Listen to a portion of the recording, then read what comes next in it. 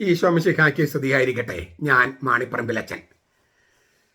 പുതിയ നിയമ വചനധ്യാനം ക്ലാസ് 66. നമ്മെ ഞെട്ടിക്കുന്ന, അമ്പരപ്പിക്കുന്ന ഒരു സംഭവമാണ് അനനിയാസ് സഫീറ ദമ്പതികളുടെ മരണം. സ്ലേഹന്മാരുടെ നടപടി പുസ്തകം 5-ാമത്തെ അധ്യായം 1 മുതൽ 11 വരെയുള്ള തിരുവചനങ്ങൾ. ഇതിൽ യഹോവ സാക്ഷികൾക്കെതിരെയുള്ള ഒരു വചനം കൂടിയാണിത്. അത് നിങ്ങൾ മനസ്സിരുത്തി കേൾക്കണമെന്ന് ഞാൻ അഭ്യർത്ഥിക്കുകയാണ്. എന്നാൽ അനനിയാസ് എന്ന പേരുള്ള ഒരു പുരുഷനും അവൻ്റെ ഭാര്യയായ സഫീറായും കൂടെ തങ്ങളുടെ ഒരു പറമ്പ് വിറ്റു. ഭാര്യയുടെ അറിവോടെ വിലയുടെ കുറേ ഭാഗം മാറ്റിവെച്ച് ബാക്കി ഒരംശം കൊണ്ടുവന്ന് അപ്പസ്തോലന്മാരുടെ കാൽക്കൽ വെച്ചു. അപ്പോൾ പത്രോസ് പറഞ്ഞു, അനനിയാസേ, പരിശുദ്ധാത്മാവിനോട് വ്യാജം കാണിക്കാനും പറമ്പിൻ്റെ വിലയിൽ കുറെ എടുത്തു വെക്കാനും സാത്താൻ നിന്റെ ഹൃദയം കൈവശമാക്കിയത് എന്തുകൊണ്ട്? അത് വിൽക്കും മുമ്പ് നിന്റേതായിരുന്നില്ലേ? വിറ്റ് കിട്ടിയതും നിന്റെ കൈവശമായിരുന്നില്ലേ? ഈ കാര്യത്തിന് നീ മനസ്സ് വെച്ചതെന്ത്? മനുഷ്യരോടല്ല, ദൈവത്തോടാണ് നീ വ്യാജം കാണിച്ചത്. ഈ വാക്ക് കേട്ടിട്ട് അനനിയാസ് വീണ് പ്രാണൻ വെടിഞ്ഞു. ഇത് കേട്ടവർക്കെല്ലാം മഹാഭയമുണ്ടായി. ചെറുപ്പക്കാർ എഴുന്നേറ്റ് അവനെ ശീലയിൽ പൊതിഞ്ഞ് പുറത്തു കൊണ്ടുപോയി കുഴിച്ചിട്ടു. ഏകദേശം 3 മണിക്കൂർ കഴിഞ്ഞപ്പോൾ അവൻ്റെ ഭാര്യ ഈ സംഭവിച്ചതൊന്നും അറിയാതെ അകത്ത് വന്നു. പത്രോസ് അവളോട് പറഞ്ഞു, ഈ തുകയ്ക്ക് തന്നെയാണോ നിങ്ങൾ പറമ്പ് വിറ്റത്? എന്നോട് പറയാ. അവൾ പറഞ്ഞു, അതെ, ഈ തുകയ്ക്ക് തന്നെ. പത്രോസ് അവളോട് പറഞ്ഞു, കർത്താവിൻ്റെ ആത്മാവിനെ പരീക്ഷിക്കാൻ നിങ്ങൾ തമ്മിൽ ഒത്തത് എന്ത്? നോക്കൂ, നിന്റെ ഭർത്താവിനെ കുഴിച്ചിട്ടവരുടെ കാലുകൾ വാതിൽക്കലുണ്ട്. അവർ നിന്നെയും പുറത്തു കൊണ്ടുപോകും. തൽക്ഷണം അവൾ അവൻ്റെ കാൽക്കൽ വീണ് പ്രാണൻ വെടിഞ്ഞു. ചെറുപ്പക്കാർ അകത്ത് വന്ന് അവൾ മരിച്ചു കിടക്കുന്നത് കണ്ട് അവളെ എടുത്തു കൊണ്ടുപോയി ഭർത്താവിൻ്റെ അരികെ കുഴിച്ചിട്ടു. സർവ്വസഭയ്ക്കും ഇത് കേട്ടവർക്കെല്ലാം മഹാഭയം ഉണ്ടായി. ഈ അവസാനത്തെ വചനം നമുക്ക് അടുത്ത ക്ലാസ്സിൽ ചർച്ച ചെയ്യാം. ഈ മൊത്തത്തിൽ നമുക്ക് ഞാൻ പറഞ്ഞല്ലോ, നമ്മൾ അമ്പരപ്പിക്കും ഞെട്ടിക്കും ചെയ്യുന്ന ഒരു സംഭവമാണ്. വാസ്തവത്തിൽ എന്താണ് ഇതിൻ്റെ സന്ദേശം? പരിശുദ്ധാത്മാവിനോട് തെറ്റ് ചെയ്താൽ അത് വളരെ ഗൗരവമാണ്. കർത്താവ് ഈശോ മിശിഹാ അത് പറഞ്ഞിട്ടുണ്ട്. യെരൂശലേമെ ആദിമ ക്രൈസ്തവ സമുദായത്തിൻ്റെ ജീവിത രീതിയുടെ നമ്മൾ കണ്ടു കഴിഞ്ഞു. 2-ാമത്തെ അധ്യായം 45-ലും 4-ാമത്തെ അധ്യായം 32 മുതൽ 37 ഒക്കെ ഞാൻ കഴിഞ്ഞ ക്ലാസ്സിൽ കണ്ടു. അതിന് കടകവിരുദ്ധമായ നിലപാടാണ് അനനിയാസും അയാളുടെ ഭാര്യ സഫീറയും സ്വീകരിച്ചത്. മിക്ക വിശ്വാസികളും പരിശുദ്ധാത്മാവിനാൽ നിറയാൻ വേണ്ടി തങ്ങളുടെ ഹൃദയം തുറന്നു കൊടുത്തപ്പോൾ 4:31 പറഞ്ഞിട്ടുണ്ട്, ഈ ദമ്പതികൾ സാത്താന് വേണ്ടിയാണ് തങ്ങളുടെ ഹൃദയം തുറന്നു വെച്ചത്. 5-ാമത്തെ അധ്യായം 3-ാമത്തെ വാക്യത്തിൽ നമ്മൾ കേട്ടു. അത് പണത്തിന്റെ കുറെ ഭാഗം മാറ്റിവെക്കുകയും മാറ്റിവെച്ചിട്ടില്ലെന്ന മട്ടിൽ, എല്ലാം സമർപ്പിച്ചുവെന്ന മട്ടിൽ പെരുമാറി വഞ്ചന കാണിക്കുകയും ചെയ്തതാണ് അവരുടെ പാപം. കുറച്ചവർക്ക് വേണ്ടി മാറ്റിവെക്കാൻ വിരോധം ഉണ്ടായിരുന്നില്ല. അങ്ങനെ പറഞ്ഞാൽ മതിയായിരുന്നു, ഞങ്ങൾക്ക് വേണ്ടി മാറ്റി വെച്ചിട്ടുണ്ട്, ബാക്കിയാണിത്. ഒരു പ്രശ്നം ഉണ്ടാകുമായിരുന്നില്ല. ഇത് മുഴുവനും ഉണ്ടെന്ന് അഭിനയിക്കുകയും എന്നാൽ കുറച്ച് മാറ്റിവെക്കുകയും ചെയ്തു. കുറെ ഭാഗം മാറ്റിവെച്ച എന്നാണ്, നൊസ്ഫിറ്റ്സോ എന്നാണ് അതിൻ്റെ ഗ്രീക്ക്, നൊസ്ഫിറ്റ്സോ. ഇതേ വാക്കാണ് പഴയ നിയമത്തിൽ ആഹാന്റെ പാപം വർണ്ണിക്കാനായിട്ട് ഉപയോഗിച്ചിരിക്കുന്നത്. സെപ്തജിന്തിൽ യെശുവായുടെ ഗ്രന്ഥം ജോഷുവ 7:1 വ്യാജമായി പണം കൈപ്പറ്റുക എന്നാണ് ഒരർത്ഥം. വ്യാജമായി പണം കൈപ്പറ്റുക, അല്ലെങ്കിൽ വിശ്വസിച്ച് ഏൽപ്പിച്ചത് അപഹരിക്കുക, അല്പാൽപ്പം മോഷ്ടിക്കുക, ഇങ്ങനെയുള്ള അർത്ഥങ്ങളാണുള്ളത്. സൂത്രത്തിൽ കട്ടെടുക്കുക, ഇങ്ങനെയൊക്കെയാണ് ഈ കുറെ ഭാഗം മാറ്റിവെച്ചതിന് ഉള്ള അർത്ഥങ്ങളാണ് പറഞ്ഞത്. വ്യാജമായി പണം കൈപ്പറ്റുക, വിശ്വസിച്ചേൽപ്പിച്ചത് അപഹരിക്കുക, അല്പാൽപ്പം മോഷ്ടിക്കുക, സൂത്രത്തിൽ കട്ടെടുക്കുക എന്നെല്ലാം അർത്ഥം. എല്ലാം ദൈവത്തിന് കൊടുക്കുന്നുവെന്ന വ്യാജേന കുറെയെല്ലാം തങ്ങൾക്കായി വസൂലാക്കി. അതാണ് പ്രശ്നം. അതിനെ പത്രോസ് എങ്ങനെ വ്യാഖ്യാനിച്ചത്? പരിശുദ്ധാത്മാവിനോട് വ്യാജം കാണിക്കാനും. അടുത്ത വാക്യത്തിൽ പറയുന്നുണ്ട്, നീ കർത്താവിനോട് വ്യാജം കാണിച്ചു. പരിശുദ്ധാത്മാവിനോട് വ്യാജം കാണിക്കാന്ന് പറഞ്ഞിട്ട് കർത്താവും പരിശുദ്ധാത്മാവും ഒന്നാണെന്ന്. പരിശുദ്ധാത്മാവ് വെറും ശക്തിയല്ലെന്നും ആള് ആണെന്നും പത്രോസ് പഠിപ്പിക്കുകയാണ്. പരിശുദ്ധാത്മാവിനോട് വ്യാജം കാണിക്കുന്നത് ദൈവത്തോട് വ്യാജം കാണിക്കാൻ തുല്യമാണെന്നും പറഞ്ഞിരിക്കുന്നു.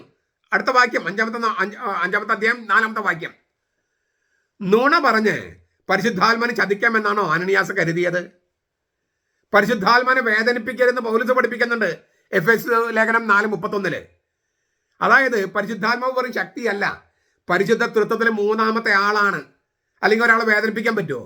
ആളല്ലാത്ത ഒരാളെ വേദനിപ്പിക്കാൻ പറ്റുമോ? അപ്പൊ പരിശുദ്ധാത്മാവിനോട് വ്യാജം കാണിക്കുക, പരിശുദ്ധാത്മാവിനെ വേദനിപ്പിക്കുക പറഞ്ഞാൽ പരിശുദ്ധാത്മാവ് ഒരാളാണ്. യഹോവ സാക്ഷികൾ പറഞ്ഞ പോലെ പരിശുദ്ധാത്മാവ് ആളല്ലെന്ന് പറഞ്ഞാൽ ശരിയാകില്ല. പരിശുദ്ധ തൃത്വത്തിലെ മൂന്നാമത്തെ ആളാണ് പരിശുദ്ധാത്മാവ് എന്നും പരിശുദ്ധാത്മാവിന്റെ ആളത്വത്തെക്കുറിച്ച് ബൈബിൾ പഠിപ്പിക്കുന്നുണ്ടെന്നും മറ്റൊരു സൂചന നൽകുകയാണ് പത്രോസ് ഇവിടെ.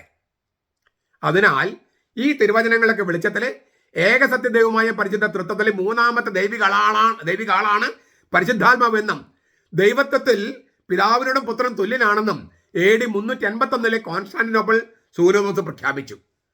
പരിശുദ്ധാത്മാൻ ദൈവമായി ആരാധിക്കുകയും മഹത്വപ്പെടുത്തുകയും ചെയ്യണമെന്നും ആ സൂനോദോസ് ആവശ്യപ്പെട്ടിട്ടുണ്ട്. കത്തോലിക്ക സഭയുടെ മതവനം 255 266 നമുക്ക് വായിച്ചു നോക്കാം. ഈ പത്രോസ്, അനനിയാസ്, സഫീർ എന്നിവർ പറയാണ് സാത്താൻ ഇല്ലേ, നിങ്ങൾ എങ്ങനെയാണ് സാത്താന് ഹൃദയം തുറന്നു കൊടുത്തത്? ഈ അനന്യാസ്, സഫീറ എന്നിവരിലൂടെ സാത്താൻ പരിശുദ്ധാത്മാവോട് മത്സരിക്കാൻ പ്രത്യക്ഷപ്പെടുന്നെന്നാണ് പത്രോസ് പറഞ്ഞത്. യേശുവിന്റെ കാലയളവിൽ പ്രത്യക്ഷപ്പെട്ട ഈ ശക്തി സഭയുടെ കാലയളവിലും പ്രത്യക്ഷപ്പെടുന്നു എന്ന് പറഞ്ഞാൽ പരിശുദ്ധാത്മാവ് യേശുവിനെ യേശു നയിക്കപ്പെട്ടിരുന്നതും പരിശുദ്ധാത്മാവ് കൊണ്ടാണ്. ആ പരിശുദ്ധാത്മാവ് സഭയുടെ കാലയളവിലുണ്ട്. യേശുവിന്റെ കാലയളവിൽ ഉണ്ടായിരുന്ന അതേ പരിശുദ്ധാത്മാവ് സഭയുടെ കാലയളവിലുണ്ട്. അപ്പോൾ ആ പരിശുദ്ധാത്മാവിനെയാണ് ഈ അനനിയാസും സഫീറായും വഞ്ചിക്കാനും ചതിക്കാനൊക്കെ നോക്കിയത്. അപ്പോൾ സ്വാഭാവികമായിട്ട് നമുക്ക് ചോദിക്കാം, അങ്ങനെയെങ്കിൽ യേശു സാത്താനെ പരാജയപ്പെടുത്തി എന്ന് പറയുന്നതിന്റെ പൊരുളെന്താണ്? 3 കാര്യങ്ങൾ നമ്മൾ ഓർക്കണം. യേശു കുരിശിൽ ഉയർത്തപ്പെട്ടപ്പോൾ ഈ ലോകത്തിന് അധികാരി പുറന്തള്ളപ്പെട്ടു. യോഹന്നാൻ 12, 32, 33. എങ്കിലും സാത്താനെ തീർത്തും ഉന്മൂലനം ചെയ്തിട്ടില്ല. തീർത്തും ഉന്മൂലനം ചെയ്ത പിന്നെ മനുഷ്യന് സ്വാതന്ത്ര്യം ഉണ്ടാകില്ല, മനുഷ്യന് മനുഷ്യനായിരിക്കാൻ കഴിയില്ല.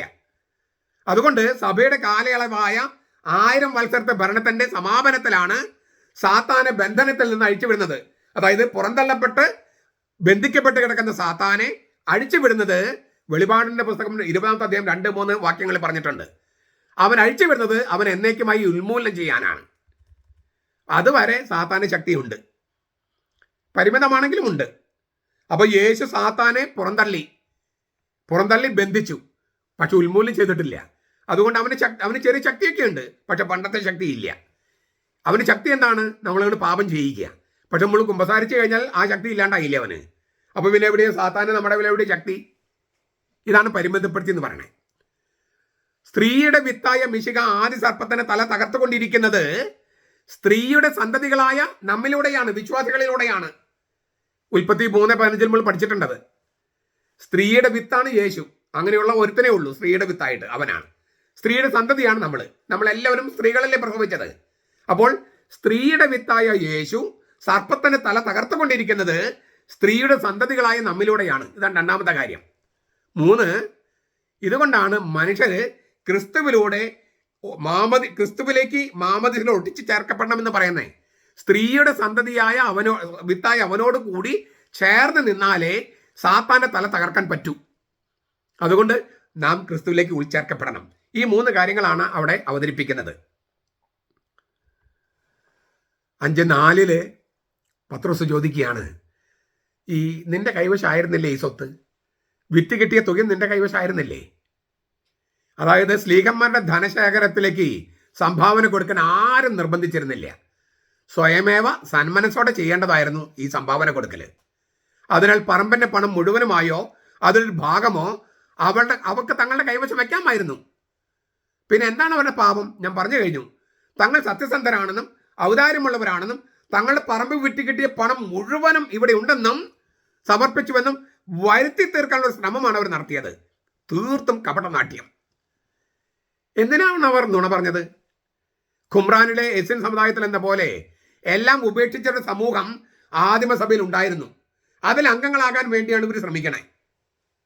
പിന്നീട് കത്തോലിക്ക സഭയിൽ രൂപപ്പെട്ട സന്യാസത്തിന്റെ ഒരു പ്രാക്രൂപമായിരുന്നു ഈ ജിതേന്ദ്രിയരുടെ ഈ സമൂഹം. കഠിന വ്രതമായിരുന്നു അവരുടെ മുഖമുദ്ര. അതിലൊരു അംഗമാണെന്ന് വരുത്തി തീർക്കാനുള്ള ഒരു ശ്രമമായിരുന്നു. സന്യാസത്തിൽ പോയിട്ടും ഈ സ്വകാര്യ സ്വത്തിന് ഉള്ള അമിതമായ ആഗ്രഹം ഉണ്ടായാൽ ഈ പറഞ്ഞ അനനിയാസ് സഫീറ പോലെയാകും. നിങ്ങളുടെ ആയിരുന്നില്ലേ സ്വത്ത്? വിറ്റ് കിട്ടിയപ്പോൾ നിങ്ങളുടെ ആയിരുന്നില്ലേ? പിന്നെ എന്തിനാ ഈ പരിശുദ്ധാത്മാവൻ പറ്റിക്കാൻ നടക്കണമെന്നാണ് ചോദിച്ചത്. നിങ്ങൾക്കത് അനുഭവിക്കാമായിരുന്നു. ഞങ്ങൾ അനുഭവിക്കുന്നില്ല, എല്ലാം കൊണ്ടുവന്നു എന്ന് സഭയുടെ മുമ്പിൽ പറയുകയും എന്നാൽ അനുഭവിക്കാൻ വേണ്ടി കുറെ മാറ്റിവെക്കുകയും ചെയ്യുക. അത് വേണ്ടിയിരുന്നില്ല. പരിശുദ്ധാത്മാവൻ വ്യാജം ചെയ്യുന്നത് ദൈവത്തോട് വ്യാജം ചെയ്യുന്നതിന് തുല്യമാണ്. അങ്ങനെ ചെയ്യുന്നത് ശരിയല്ല എന്നാണ് പഠിപ്പിച്ചത്. നീ ദൈവത്തോടാണ് വ്യാജം ചെയ്തത്. പരിശുദ്ധാത്മാവും ദൈവപിതാവും തുല്യ ദൈവിക ആളാണെന്ന് അവിടെ പഠിപ്പിച്ചിരിക്കുക. നീ ദൈവത്തോടാണ് വ്യാജം ചെയ്തത്. പരിശുദ്ധാത്മാവിനോട് വ്യാജം ചെയ്തപ്പോൾ ദൈവത്തോടാണ് വ്യാജം. ദൈവവും പരിശുദ്ധാത്മാവും തുല്യരാണെന്ന് സൂചന. യഹോവ സാക്ഷികൾ ഇത് കേൾക്കണം കേട്ടോ. ഈശോ ദൈവമാണെന്ന് എവരെങ്കിലും പറഞ്ഞിട്ടുണ്ടോ എന്ന് ചോദിക്കുന്നവർ. നിങ്ങൾ ഹെബ്രായ ലേഖനം 1-ാമത്തെ അധ്യായം 6 മുതലൊന്ന് വായിച്ചു നോക്കിയേ. പുത്രൻ തമ്പുരാൻ അല്ല ദൈവപിതാവ് പുത്രൻ തമ്പുരാൻ ദൈവമേ എന്ന് എത്ര വച്ചാൽ വിളിച്ചിരിക്കുന്നത്? യഹോവ സാക്ഷികളുടെ ബൈബിളിൽ ഹെബ്രായ ലേഖനം ഇല്ലേ? ഹെബ്രായ ലേഖനം ഉണ്ടെങ്കിൽ 1-ാമത്തെ അധ്യായം 6 മുതലൊന്ന് വായിച്ചു നോക്കൂ. യഹോവ സാക്ഷികളെ, ദൈവപിതാവ് പുത്രൻ തമ്പുരാനെ എത്ര പ്രാവശ്യമാണ് ദൈവമേ എന്ന് വിളിച്ചിരിക്കുന്നത്? എന്നിട്ട് നിങ്ങളുടെ വായ എങ്ങനെയാണ് ഈ പരിശുദ്ധാത്മാവിനെതിരെ തെറ്റ് ചെയ്യാനായിട്ട് വരുന്നത്? ഈശോയെ ദൈവമായിട്ട് ആരും വിളിച്ചിട്ടില്ല, പറഞ്ഞിട്ടില്ല എന്ന്. ഒരു തോമാസിലേക്ക് മാത്രമേ പറഞ്ഞിട്ടുള്ളൂ.